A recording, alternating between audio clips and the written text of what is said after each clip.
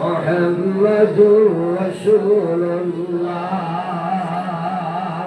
তো আমার দিকে ফলো করো মার। আল্লাহর রসুলে তার সাসারে দাওয়াত দিরা আবু তালিবে প্রত্যাখ্যান করা ফিরাইরা মাত ই খোদা আল্লাহ যাত্রা নাই।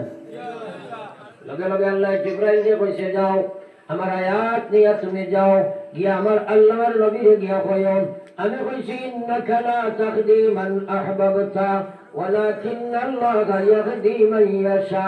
গিয়া কইও আমি কইছি ও নবী আল্লাহ কইছে আমার নবী তুমি সারা তোমার সাসারে হেদায়েতের লাইন দিতাই আর যেখানে তোকে লইছ না আমি আল্লাহ তারে দিতাম না।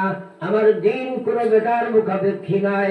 হইতে পারে নবীর বাপ, হইতে পারে নবীর মা, হতে পারে নবীর চাচা, হতে পারে নবীর ছেলে, হতে পারে নবীর মেয়ে। আমার দিন দুনিয়ার কোন মানুষের মুখাপেক্ষী নাই। যে লইতে চাইব তারে আমি দিতে চাই, যে লইতে চাই না তাকে আমি দিতে চাই না। নবীর বাপ হইলেও হইতো নাই, নবীর মা হইলেও হইতো না, নবীর চাচা হইলেও হইতো নাই, নবীর মেয়ে হইলেও হইতো নাই, নবীর ছেলে হইলেও হইতো নাই। যে লইতে চাইব আমি তারে দিতে চাই। সুবহানাল্লাহ। এটা তো পৃথিবীর ইতিহাস সাক্ষী। ইব্রাহিম আলাইহিস সালাম নবী তার বাপ আজর কাফির হইয়া মরছে নানি মাথায় রাখেন।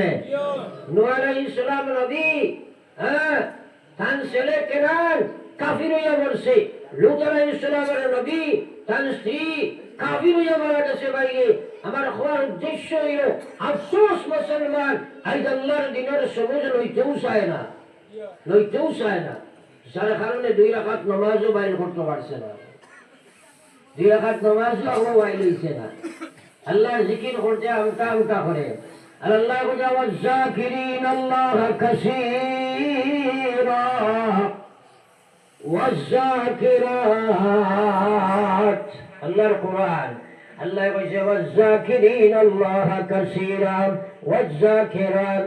আমার যে বান্দা হলে বেশি জিকির করব আর যে বান্দি হলে বেশি জিকির করবা আমি আল্লাহ কইছি আ'আদাল্লাহু লাহুম মাগফিরা। এই জিকিরের বিনিময়ে তার জীবনে যা গুনাহ করছে সারা গুনাহ আমি আল্লাহ মাফ করে দিলাম।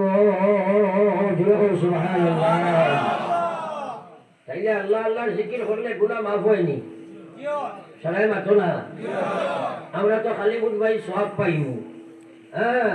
সওয়াবের মাত্রায় ফয়লা গুনাহ মাফ হয় বাদে আল্লাহ কইছে ওয়া আজরান আযীমা।